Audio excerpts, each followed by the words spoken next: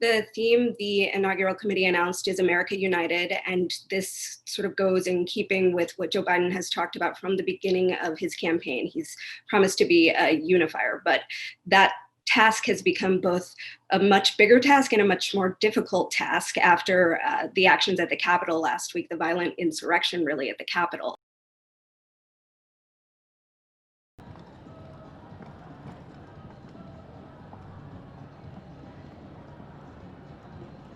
The closest comparison I can think of would probably be, Abraham Lincoln's inaugurals, because you're talking about in 1861, 7 states have already seceded from the Union.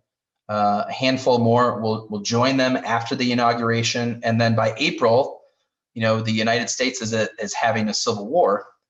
4 years later, when Lincoln takes his second inaugural, the end of the war is in sight.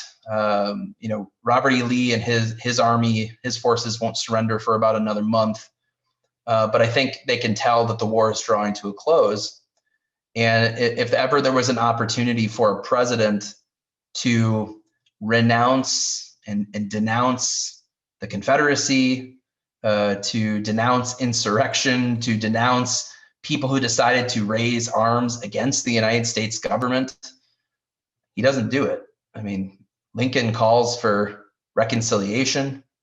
He alludes to this idea that all Americans are responsible for the Civil War, not just the South. And that's something that their generation has to live with, and they have to try to figure out a way forward. And I think for many people who expected Lincoln to gloat or basically hold this over the South's head, I think there were some people that were disappointed. There were other people who thought that it was very magnanimous, it was very gracious.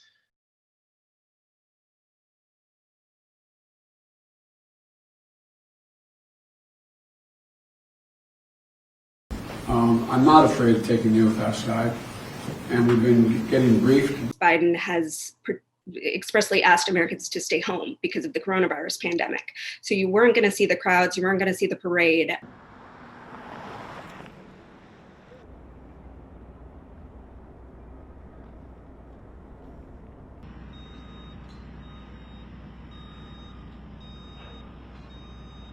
So some of that artwork representing those Americans that won't be here on Inauguration Day is already going up, but it's going up against a backdrop of extreme security measures that are already being erected in case of another violent protest on Inauguration Day. So it's a pretty striking juxtaposition of what I think Biden would describe as the hope of America and what America really has been for the past couple of weeks.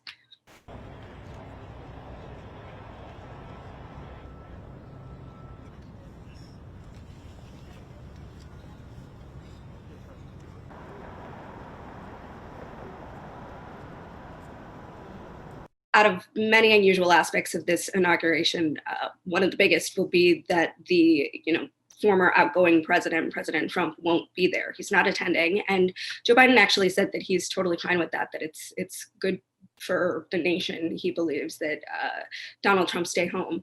But in his place, Vice President Pence will be there. He and his wife will be attending the inauguration, again, in a show of, bipartisan support for Joe Biden's legitimacy and in keeping with a peaceful transition of power that I think all Americans expect and that we want to see on Inauguration Day.